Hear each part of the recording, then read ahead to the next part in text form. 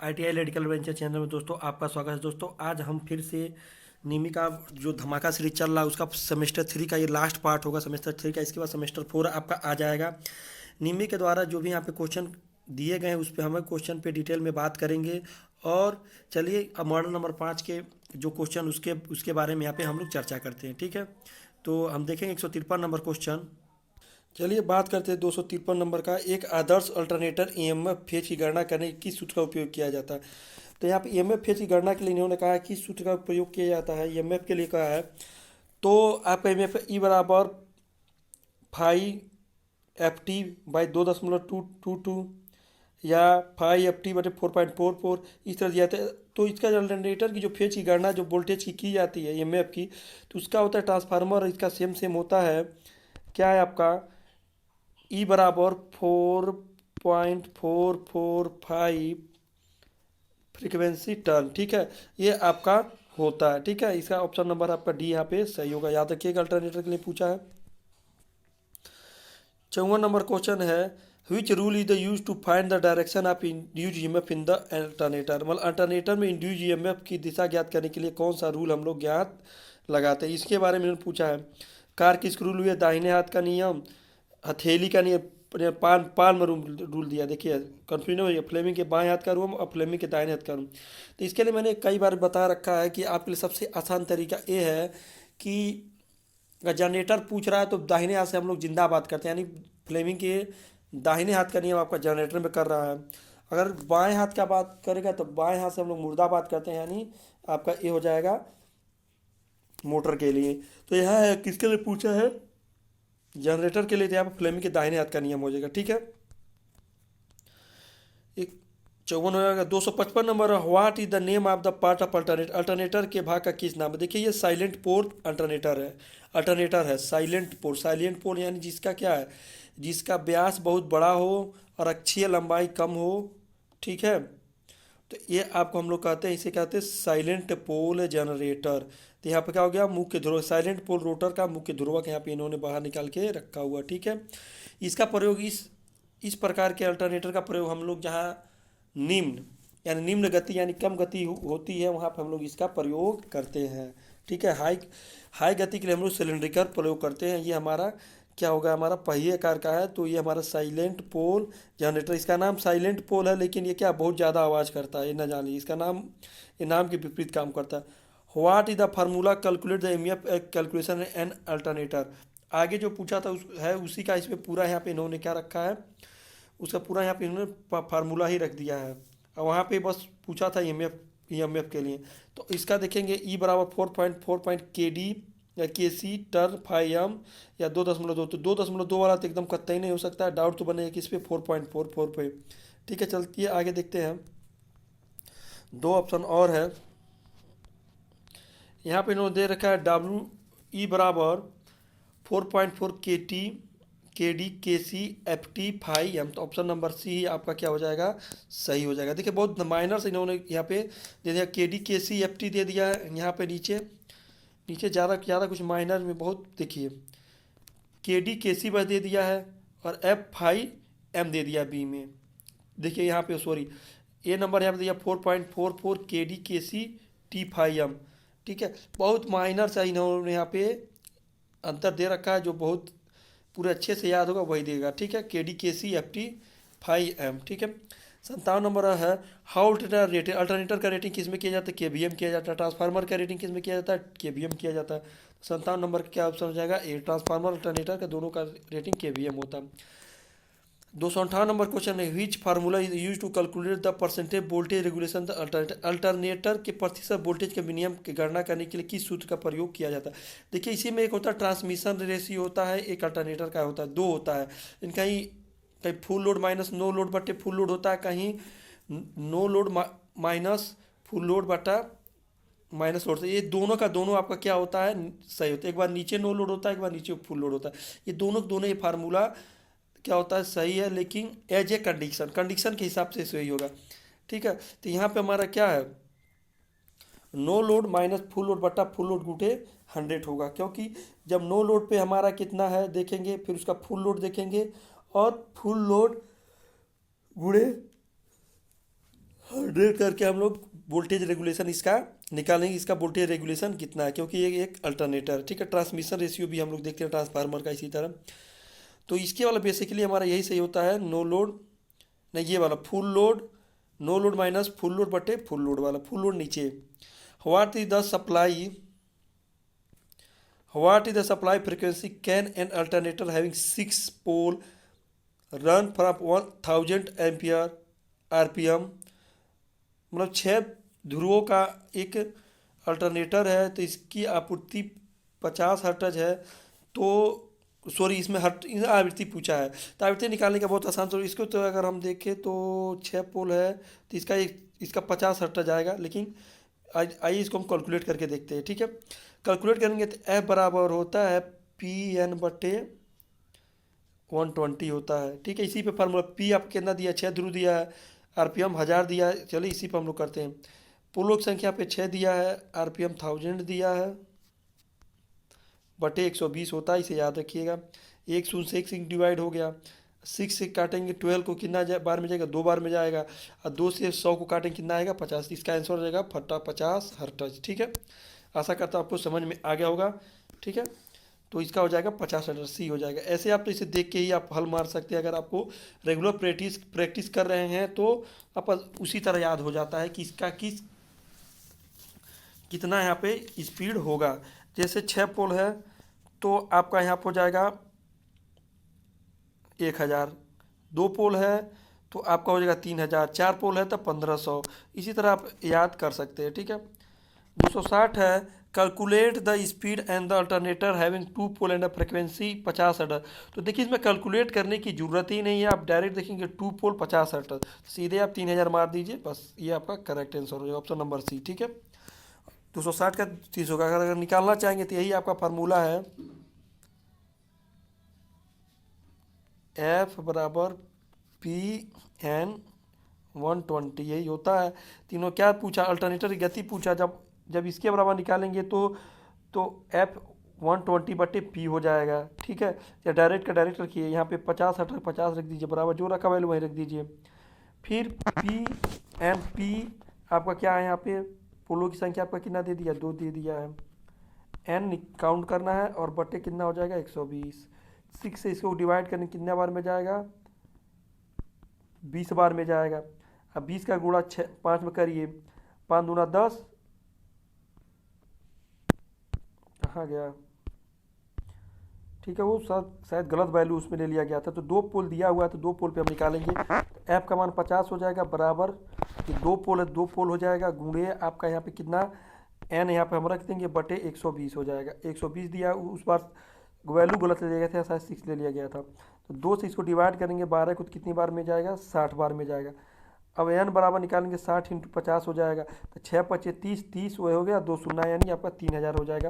इसमें कैलकुलेट करने की जरूरत ही नहीं है, आप डायरेक्टली देखेंगे। 50 हर्ट्ज दिया है, 2 पोल है तो आपका 3 होगा, 3000 आरपीएम होगा। 4 पोल है तो 1500 होगा, और 6 पोल है तो 1000 होगा। कैलकुलेट करके देख लीजिएगा। 161 नंबर है, 2 अल्टरनेटिव को समान, देखिए what is the condition the lamp become the dark lamp method parallel operation to alternator is the. 2 alternator के समांतर संचालन के लिए डार्क लैम्प विधि में लैम्प की किस स्थिति में बुझ जाएगी, मतलब अगर डार्क लैम्प विधि कर रहे हैं तो किस स्थिति में आपका लैम्प क्या हो जाएगा, बुझ जाएगा। टर्मिनल वोल्टेज बराबर है तब बुझेगा, या वोल्टेज और आवृत्ति बराबर है, या वोल्टेज और पावर रेटिंग बराबर, या दोनों अल्टरनेटर आवृत्ति समान है। तो जब वोल्टेज और आवृत्ति दोनों जब बराबर हो जाते हैं दोनों अल्टरनेटर का, तब आपका डार्क लैंप जो होता है बुझ जाता है, ठीक है। अगर नहीं बुझेगा तो आपका क्या वोल्टेज या आवृत्ति एक बराबर नहीं है, ठीक है। 262 नंबर है, what is the component demagnetise effect due to armature reaction in the alternator. Alternator में आर्मेचर प्रक्रिया कर डीमैग्नेटाइज प्रभाव भरपाई कैसे होता है, जो डीमैग्नेटाइज होता है इसकी भरपाई कैसे होता है, इसके बारे में पूछा है। अल्टरनेटर गति को कम करने से नहीं, फील्ड की उत्तेजना को कम करने से, उत्तेजना करने से कम तो और ख़राब हो जाएगा। फील्ड उत्तेजना वृद्धि करने से, अल्टरनेटर की गति बढ़ाने पे, दोनों चीज़ में थोड़ा सा कॉमन है, लेकिन सबसे सही आंसर आपका क्या हो जाएगा, ऑप्शन नंबर आपका क्या होगा, सी होगा। फील्ड की उत्तेजना धारा में क्या करना, वृद्धि करने से हमारा क्या होगा, जो आर्मेचर रिएक्शन है कम पड़ जाएगा। 63 नंबर क्वेश्चन है, what is the use of synchronoscope, मतलब सिक्रोनोस्कोप का प्रयोग किस लिए करते हैं? तो सिक्रोनोस्कोप का प्रयोग हम लोग दो अल्टरनेटर को समांतर क्रम में करने के लिए हम लोग करते हैं, ठीक है। तो हो जाए आउटपुट वोल्टेज को संयोजित करने के लिए नहीं, फेज अनुक्रम को संयोजित करने के इसके लिए फेज सीक्वेंस मीटर होता है, आवृत्ति संयोजित करने के लिए नहीं। तो इंडिकेट द करेक्ट इंस्ट्रक्शन या पैरेलल, यानी समांतर के लिए यह तुरंत संकेत देता है, ठीक है। तो हम लोग इसका प्रयोग सिक्रोनोस्कोप का करते हैं, समानांतर प्रचालन जब करना होता है हम लोग सिक्रोनोस्कोप का प्रयोग करते हैं, ठीक है। What is the name of the equipment that provide DC to the rotor alternator, alternator के रोटर को डीसी प्रदान करने वाला उपकरण को क्या नाम दिया जाता है? ठीक है, तो उत्तेजक। तो 64 का आपका हो जाएगा उत्तेजक कहा जाता है, सेपरेटली एक्साइटेड जो जनरेटर होता है इसी पे काम करता है, ठीक है, उसे उत्तेजक कहा जाता है। 265 number question, what is the purpose of damper winding in the alternator, alternator में डैम्पर वाइंडिंग का उद्देश्य क्या है? तांबे के नुकसान को कम करने के लिए, वायु हानि कम करने के लिए, हंटिंग प्रभाव को कम करने के लिए, या वोल्टेज के विनियमन को सुधारने के। तो ऑप्शन नंबर आपका सी आपका यहाँ पे सही हो जाएगा कि डैम्पर वाइंडिंग काम होता है हंटिंग प्रभाव को क्या करना, दूर करना। ऑप्शन नंबर आपका सी ही सही होगा, ठीक है। अब देख लीजिएगा, फिर अल्टरनेटर के समांतर प्रचालन में से पहले किस स्थिति को संतुष्ट किया जाना चाहता है? किस स्थिति को संतुष्ट, रेटिंग समान होनी चाहिए, सही है। फेज कोण समान होना चाहिए, सही है। रोड प्रतिबाधा समान होना चाहिए, स्टेटर इम्पीडेंस समान होना चाहिए। सब के सब यहाँ पे क्या दिया गया है, बहुत एकदम सब के सब यहाँ पे सही है, ठीक है। रेटिंग समान होना चाहिए, फेज क्रम सही होना चाहिए, रोटर प्रतिबाधा समान होनी चाहिए, स्टेटर इम्पीडेंस समान होना चाहिए, ठीक है। जब इम्पीडेंस समान होगा तो दोनों में आपस में क्या करेंगे, लोड क्या करेंगे, आपस में बांट लेंगे, ठीक है। रोटर प्रतिबाधा होना कोई जरूरी नहीं है, ठीक है। अभी यहाँ पे फेज अनुक्रम और रेटिंग समान होनी चाहिए। देखिए, अगर ये इस शर्त को पूरा ना किया जाए, इस शर्त को पूरा ना किया जाए, इस शर्त को पूरा ना किया जाए चाहे तभी कोई दिक्कत नहीं है, लेकिन सबसे जरूरी होता है फेज अनुक्रम होना, यानी फेज सीक्वेंस एक सा होना जरूरी है, तभी आपका जो अल्टरनेटर सिक्रोनाइज होगा, नहीं तो अंततः सिक्रोनाइज नहीं होगा, ठीक है। तो फेज सीक्वेंस होना बहुत ही जरूरी है, ठीक है। तो ऑप्शन नंबर आपका 20 सही है। अगर वैसे आपके देखेंगे तो सारे क्वेश्चन आपको सही दिखेंगे, लेकिन इसमें से जो मोस्ट इंपॉर्टेंट है, मतलब कि क्यों आखिर में क्या जरूरी है एकदम, तो फेज अनुक्रम समान होना चाहिए। What the speed of alternator connect with the supply frequency 50 hertz voltage 4 पोल। तो क्या इन्होंने पूछा, 4 पोल है तो सीधी सी बात, जब 4 पोल 50 हर्ट्ज है तो कुछ नहीं करने का 1500 आरपीएम इसका आंसर होगा, 1500। ऑप्शन नंबर बी आपका 1500 आएगा। कैलकुलेशन कैसे करना है मैंने पीछे बता रखा है। What is the condition the two lamp become bright and on lamp dark during parallel to the alternator. दो अल्टरनेटर के समांतर होने के दौरान दो लैंप किस हालत में जलते हैं और एक लैंप बुझ जाता है, ठीक है। तो एक लैंप बुझ जाता है तो जलते हैं, तो उसके बारे में इन्होंने पूछ रखा है। तो 268 का आपका देखते हैं क्या होता है, टर्मिनल वोल्टेज बराबर है या voltage and frequency are equal. तो यहाँ पे ऑप्शन नंबर बी आपका सही होगा, जब वोल्टेज और फ्रिक्वेंसी इक्वल हो जाते हैं तब जाकर हमारा एक लैंप बुझ जाता है और लैंप क्या करते हैं हमारे जलते हैं। 269 का, what is the cases the terminal voltage of an alternator use the load increase. यदि भार बढ़ता है तो अल्टरनेटर का टर्मिनल वोल्टेज कम हो जाता है, किस कारण से कम होता है? तो ऑप्शन नंबर बी आपका सही होगा, आर्मेचर प्रतिक्रिया के लिए। छत प्रतिक्रिया से इसका कोई लेना देना नहीं है, प्रेरक से भी नहीं, आर्मेचर प्रतिरोध से नहीं, इसका होगा आर्मेचर प्रक्रिया के द्वारा क्या होता है हमारा टर्मिनल वोल्टेज गिर जाता है। What the purpose of the using damper winding AC generator, AC generator में डैम्पर वाइंडिंग का उपयोग किस लिए किया जाता है? हंटिंग को रोकने के लिए, तांबे के नुकसान कम। तो हंटिंग के प्रभाव को क्या करता है, ये आपका नगण्य कर देता है, ठीक है। तो हंटिंग को रोकता नहीं, हंटिंग के प्रभाव को क्या करता है, कम कर देता है, ठीक है। हंटिंग प्रभाव को रोकता है, ठीक है, हंटिंग को रोकता है। यहाँ देखिए प्रिवेंट हंटिंग के प्रभाव को रोकता है, तो ऑप्शन नंबर डी आपका ज़्यादा करेक्ट होगा। लेकिन वैसे अगर ये नहीं रहता तो आपका ऑप्शन नंबर ए ही सही होता, ठीक है। हंटिंग के प्रभाव क्या करता है, कम करता है। What is the type of alternator, alternator किस प्रकार के, कौन सा अल्टरनेटर है? देखिए आप दिया मेन आर्मेचर दिया है, मेन फील्ड दिया है, मेन आर्मेचर यहाँ पे दिया है। तो किस प्रकार का अल्टरनेटर, इसके बारे में इन्होंने पूछ रखा है। तो देखेंगे तो ब्रश रहित alternator 3 phase alternator, 1 phase alternator, salient ध्रुव प्रकार का अल्टरनेटर। देखिए साइलेंट तो ध्रुव नहीं है, ये तो आपका देखिए वो सिलेंडर वाला है। मेन फील्ड यहाँ पे दिया है ब्रश रहित अल्टरनेटर। तो सही है क्या है, ब्रश रहित अल्टरनेटर है। क्यों ब्रश रहित अल्टरनेटर, आपको मैं समझा देता हूँ, आप एक ही बार में समझ जाइए कि ब्रश अल्टरनेटर ये कैसे है। क्योंकि आप देखिए ध्यान से इसको देखिए, तो यहाँ पे देखिए कम्यूटेटर भी नहीं है, तो कम्यूटेटर नहीं तो ब्रश आपकी जरूरत नहीं है। यहाँ पे क्या है, आपका फील्ड घूमता है। इस पे क्या हुआ, फील्ड घूम रहा है और आर्मेचर क्या है, स्थिर है। फील्ड घूमता है, आर्मेचर आपका जब स्थिर रहता है तो आपको तो ब्रश की जरूरत नहीं पड़ती है। ठीक है, स्लिपरिंग के द्वारा हम लोग क्या करते हैं, स्लिपरिंग कम्यूटेटर के द्वारा छोटा सा चाहे स्लिपरिंग के द्वारा हम लोग डीसी सप्लाई, इसको डीसी सप्लाई हम लोग मेन फील्ड को देते हैं, ये उत्तेजित हो जाता है और इसे हम लोग प्राइम मूवर से घुमाते हैं और आर्मेचर हमारा स्थिर रह के क्या करता है, फ्लक्स को काटता है और अच्छा खासा जनरेटिंग वोल्टेज देता है। तो इसे कहते हैं ब्रश रहित अल्टरनेटर। ऑप्शन नंबर ए आपका सही है। Calculate the speed of the two pole 50 hertz alternator. ठीक है, calculate the speed in the RPS दिया है, आरपीएम की जगह आरपीएस दिया, रोटेशन पर सेकेंड दिया है, तो इसके आसान से कोई दिक्कत नहीं है। यहाँ पे आरपीएस दिया है तो आप अगर इसको निकालेंगे तो बहुत ज़्यादा नहीं, इसका जब आरपीएस निकले तो 50 हट जाएगा। अगर आप आरपीएम समझ के दो पोल सीधा मार देंगे 300, तो ये आपका गड़बड़ हो जाएगा। ठीक है, तो अगर हम देखिए दो पोल का आरपीएम कितना होता है, 3000 होता है, 3000 होता है। ठीक है, अगर बात करें तो एक मिनट में कितने सेकेंड होते हैं, तो 60 सेकेंड होते हैं। डायरेक्टली अब करते हैं, एक और तरीका यही है, जीरो से जीरो कैंसिल हो जाएगा और 6 6 25 यानी 5 यानी 0 1 50 यानी आपका 50 आरपीएस सेकेंड आ जाएगा। ये भी तरीका है। और ये तरीका नहीं जानते हैं तो ये वाला आप लगा लीजिए, एन बराबर एफ, ये वाला लगा लीजिए एफ बराबर NP/120, ये भी लगा सकते हैं, कोई दिक्कत नहीं। इसको चाहे तो आप इसको लगा के, लेकिन यही है कि अगर इसको मिनट बदलना तो इसमें 60 से क्या करना पड़ेगा, भाग देना पड़ेगा। ठीक है, इसे 60 से बदलना होगा। ये मिनट में आता है, 3000 आरपीएम मिनट में आता है, लेकिन इसे सेकेंड बदलने के लिए हम लोग क्या करेंगे, 60 से भाग देंगे तो 50 आरपीएस आपका आएगा, प्रति सेकेंड आएगा। ठीक है, ध्यान दीजिएगा, आसान सा तरीका है। What is the advantage of the using alternating field type alternator, घूर्णी क्षेत्र प्रकार का अल्टरनेटर का उपयोग का क्या फायदा। देखिए ऊपर जो दिया था फिगर उसी का इन्होंने पूछा, घूर्णी प्रकार का यानी घूर्णन करने वाला अल्टरनेटर का फील्ड है तो उससे क्या फायदा है। क्षेत्र में दोष को पता लगाना आसान है, अल्टरनेटर के साथ लोड कनेक्ट करना आसान है और रनिंग के दौरान गर्मी फैलाना आसान है। दो स्लिपिंग की आवश्यकता होती है चाहे फेज की संख्या कितने भी हो। तो ऑप्शन नंबर डी आपका क्या है, एकदम सही है। चाहे कितना भी फेज का आपका अल्टरनेटर है और इसको बस दो स्लिप रिंगों की जरूरत होती है, किसके लिए, बस अंदर डीसी प्रवाहित करने के लिए, फील्ड के लिए। तो ऑप्शन नंबर डी आपका सही हो जाएगा। ठीक है, आगे चलते हैं। What effect the increasing the field excitation current in the alternator, alternator में फील्ड उत्तेजना धारा बढ़ाने के लिए क्या प्रभाव पड़ता है, फील्ड उत्तेजना बढ़ाने से क्या प्रभाव पड़ता है। 274 पूछा है। तो विचलन को रोकता है, प्रिवेंट द डीमैग्नेटाइजेशन, अधिक वोल्टेज संरक्षण, मृत्यु शॉर्ट सर्किट संरक्षण, अल्टरनेट ओवरलोड लोडेड होगा। तो इससे आपका देखिए अगर आप वैसे करेंगे तो अल्टरनेट ओवरलोडेड होगा, लेकिन जब अल्टरनेटर में फील्ड उत्तेजना धारा को बढ़ाया जाता है तो किसके लिए ज़्यादातर लोग बताते हैं,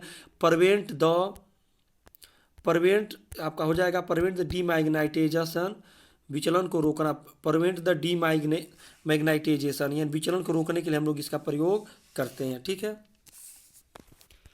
आगे चलते हैं। Calculate the pitch factor KP for the winding in the 30 slots और 4 पोल विथ एंगल से है, यानी एक अल्टरनेटर 30 अंश का कोण अल्फा के साथ 36 स्टेटर स्लॉट पोल को घुमावदार करने के लिए पिच फैक्टर का KP के करने की, पिच फैक्टर करने का फार्मूला आपका यही होगा,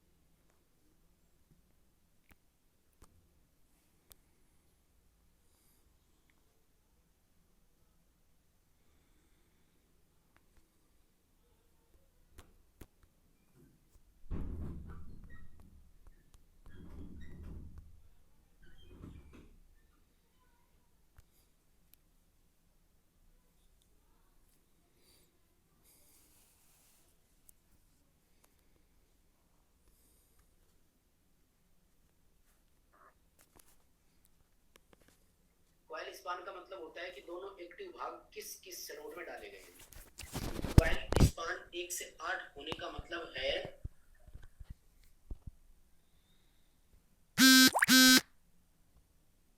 डिस्ट्रीब्यूशन फैक्टर में 3 चीजें होती है। डिस्ट्रीब्यूशन फैक्टर यानी वास्तविक पिच जो है वो 1 से 8 देखेंगे तो पिच कितनी बनेगी, 7। दो एक्टिव भागों के बीच की दूरी जो होती है ये अपने वास्तविक पिच होती है। लेकिन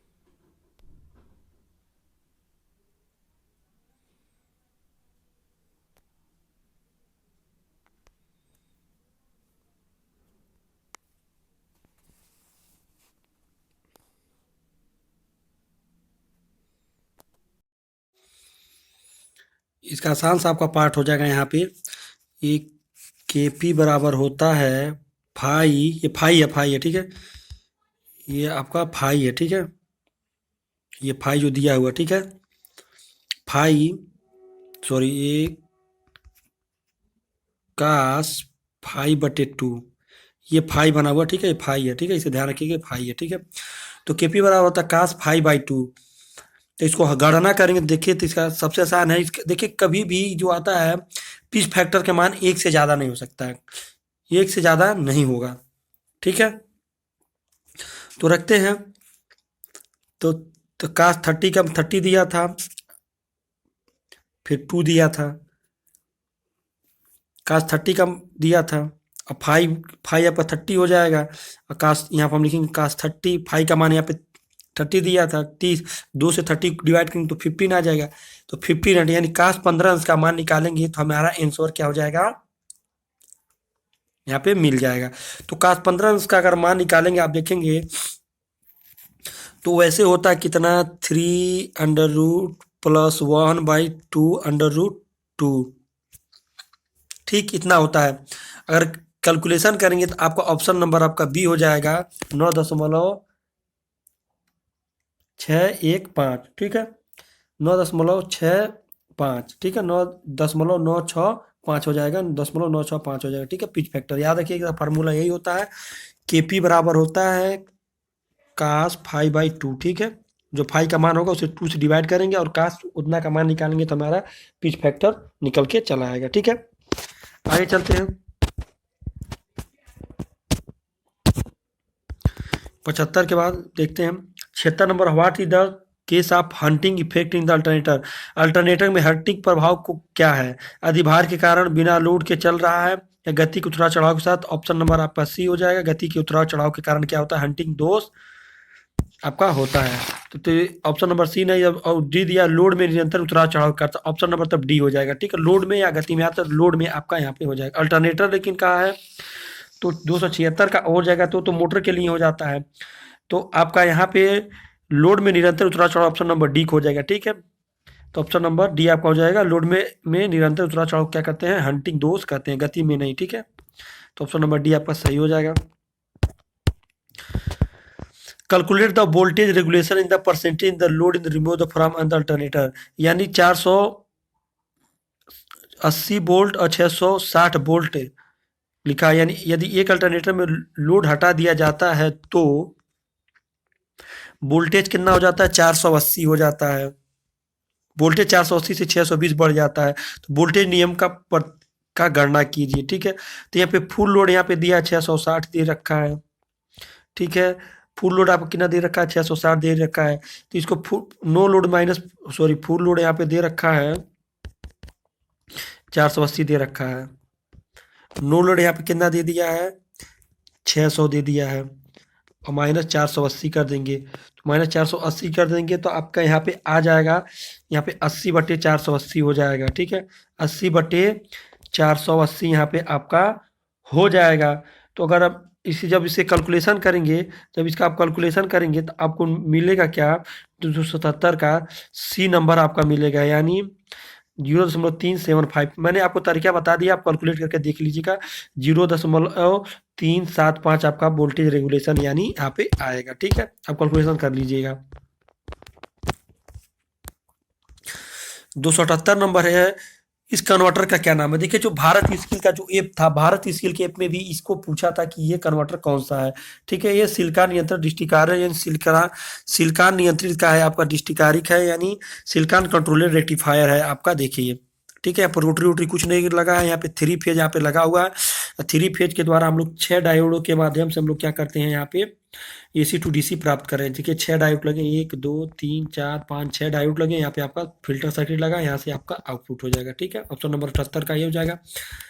79 है, कन्वर्टर का नाम बताइए कौन सा कन्वर्टर? ये आपका सीधे से दिख रहा है, रोटरी कन्वर्टर आपको दिख रहा है। ठीक है, इसे हम लोग कहेंगे कि rotary converter. Option number B आपका सही है। मोटर जनरेटर सेट नहीं करेंगे, अगर 2 यहाँ पे मशीनें लगी होती पैरेलल में तो हम इसे कहते हैं रोटर जनरेटर सेट है, लेकिन ये कौन सा है? Rotary converter. ठीक है, ये आपका आर्मेचर है, ये आपका स्लिप रिंग है, इधर से ये डीसी देगा, इधर से एसी देगा, तो ये आपका हो जाएगा रोटरी कन्वर्टर। ठीक है, फिर 280 नंबर है, सिंक्रोनस मोटर के ऑपरेशन के लिए डीसी आपूर्ति क्यों आवश्यक है? डीसी को क्यों आवश्यकता है? तो अगर आप डीसी के देखेंगे तो क्या है, हानि को कम करने के लिए, शुरू में मोटर स्टार्ट करने के लिए, या मोटर को ओवरलोड करने के लिए, या मोटर को सिंक्रोनस गति से चलाए। तो मोटर को सिंक्रोनस गति से चलाए, इसलिए हम लोग क्या करते हैं, इसके फील्ड को क्या करते हैं, एक्साइटेड करते हैं, किसका? डीसी सिंक्रोनस मोटर का। अगर सिंक्रोनस मोटर का अगर हम लोग फील्ड को एक्साइटेड नहीं करेंगे तो ये हमारा क्या है, सिंक्रोनस गति पे नहीं चलेगी। ठीक है, अगर इसके स्टार्टिंग में ही इसे अगर हम डीसी डीसी दे देंगे तभी हमारा एक्साइटेड कर देंगे, तभी हमारा बिना प्राइम मूवर के हमारा नहीं घूमेगी सिंक्रोनस मोटर। ठीक है, इसे ऑटो स्टार्ट हमारा कभी नहीं होता सिंक्रोनस मोटर, उसे ऑटो स्टार्ट बनाना पड़ता है। जो इन्वर्टर और कन्वर्टर दोनों रूप से कार्य करता है उसे क्या कहते हैं? इन्वर्टर और कन्वर्टर के काम दोनों करता है उसे क्या कहा जाता है? बेसिक रूप से इन्होंने पूछा है। तो धातु मेटल रेक्टिफायर नहीं, एसी से डीसी करता है, मरकरी ये सब, अर्धचालक डायोड। तो सिंक्रोनस कन्वर्टर, सिंक्रोनस कन्वर्टर जो आपका होता है उसे हम लोग कहते हैं इन्वर्टर और कन्वर्टर दोनों के रूप में हम कार्य करता है, वो होता है हमारा सिंक्रोनस कन्वर्टर। ठीक है, आगे देखते हैं 282 नंबर क्वेश्चन। बहुत आसान सा क्वेश्चन पूछा है, इन्वर्टर का क्या कह रहा है? इन्वर्टर का काम देखिए आपका क्या होता है डीसी टू एसी करना, और रेक्टिफायर का काम होता है एसी से डीसी करना। तो इन्वर्टर का काम क्या होता है? डीसी टू एसी करना। तो आप देखेंगे यहाँ पे क्या, डीसी को एसी, मतलब ऑप्शन नंबर आपका बी 82 का यहाँ पे सही हो जाएगा। ज़्यादा कोई लोड लेने वाला क्वेश्चन नहीं है, बहुत आसान आसान क्वेश्चन है जो आप लोग निरंतर पढ़ते रहते हैं। 83 नंबर क्वेश्चन है, which converting device can be overloaded? कौन सा परिवर्तक ऊपर ओवरलोड किया जा सकता है? तो 283 का आपका आंसर हो जाएगा ऑप्शन नंबर ए, डिस्टिकारी यूनिट, यानी रेक्टिफायर यूनिट है, ये आपका क्या हो जाता है, रोटरी नहीं, ये सब तीनों गलत है। डिस्टिकारी यूनिट को हम लोग ओवरलोड कर सकते हैं, ऑप्शन नंबर ए आपका बन के आएगा। 84 नंबर क्वेश्चन है सिंक्रोनस मोटर को चलाने के लिए उत्तेजक क्यों आवश्यक है? उत्तेजक की क्या जरूरत है?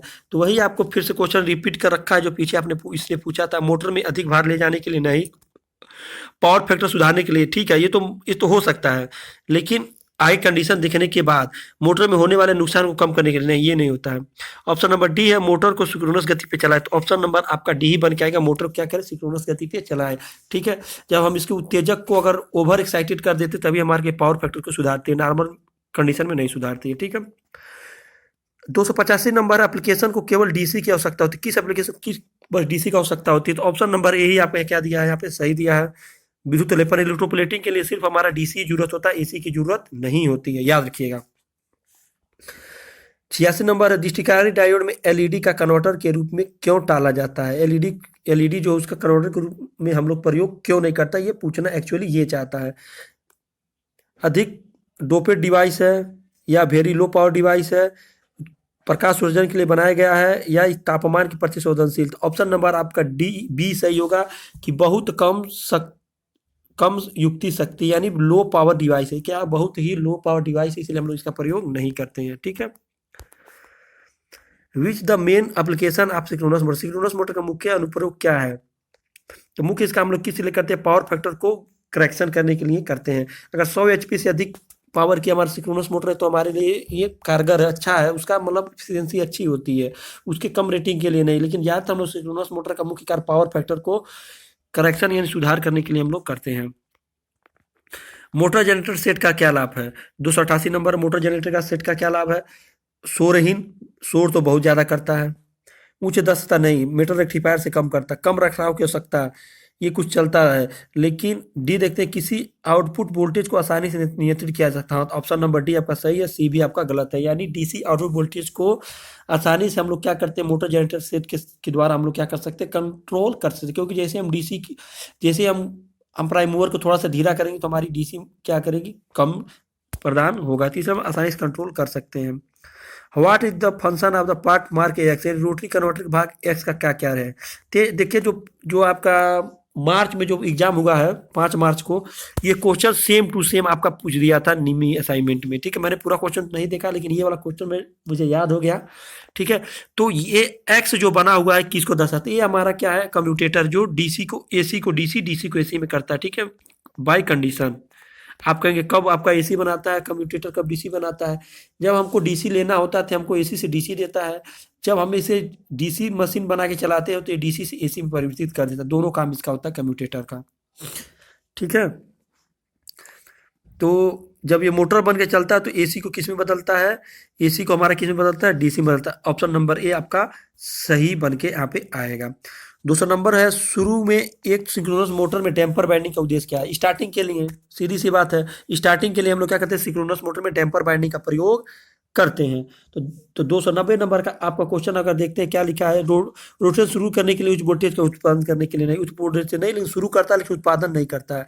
मोटर के घुमाने के लिए उच्च धारा का उत्पादन नहीं करता है, क्योंकि डैम्पर बाइंडिंग है, वैसे ही वो तो शॉर्ट हो जाती है।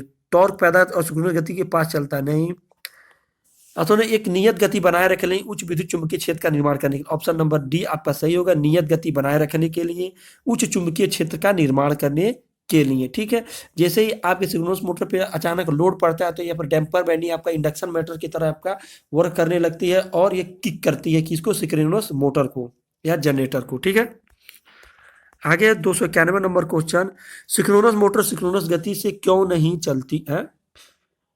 Why the synchronous motor fail to run at the synchronous speed, मतलब कोई भी सिंक्रोनस मशीन सिंक्रोनस गति से क्यों नहीं चल रही है, उसके लिए इन्होंने पूछ रखा है। इन अपर्याप्त उत्तेजना, दोषपूर्ण पोनी मोटर, खुली डैम्पर बाइंडिंग या डैम्पर बाइंडिंग में शॉर्ट। देखिए डैम्पर बाइंडिंग का कोई इसमें स्टार्ट, बस डैम्पर बाइंडिंग का काम होता है स्टार्ट करना, उसके बाद सिंक्रोनस मोटर पे सिंक्रोनस मोटर चल रहा है कि नहीं चल रहा इसका कोई रोल नहीं है। डैम्पर बाइंडिंग या ओपन रहे या शॉर्ट सर्किट रहे। तो डैम्पर बाइंडिंग देखिए, जब मोटर सिंक्रोनस स्पीड से कम चलती है तो ये इंडक्शन मोटर बन जाती है, सिंक्रोनस मोटर ही इंडक्शन मोटर बन के चलती है। लेकिन यहाँ पे क्या दिखा, दोष पड़ो नहीं, तो ये ऑप्शन नंबर तीनों गलत। ऑप्शन नंबर ये आपका सही हो जाएगा, अपर्याप्त उत्तेजन।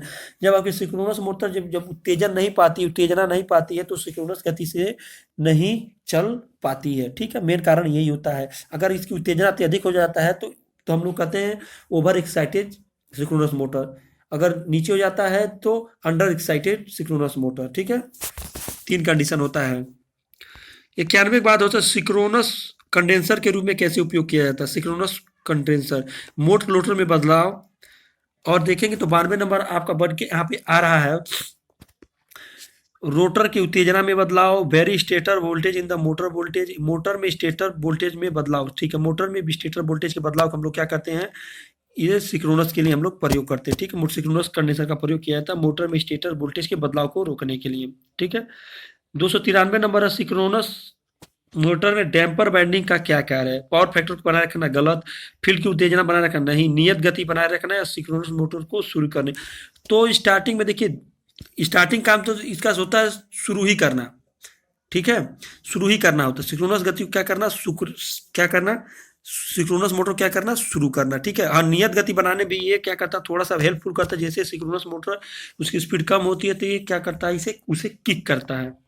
लेकिन एज ए कंडीशन कौन से कन्वर्टर में उच्च दक्षता होती है, उच्च दक्षता सीधी सी बात है, ऑप्शन नंबर ए होगा, एससीआर कन्वर्टर आपका जो होगा वही होगा 294 का। 295 नंबर, कैसे सिंक्रोनस मोटर की पावर फैक्टर्स को सुधारक के रूप में कार्य करते हैं। लाइन वोल्टेज में बदलाव, फील्ड उत्तेजना में बदलाव, मोटर की गति में बदलाव और मोटर की गति में घटना।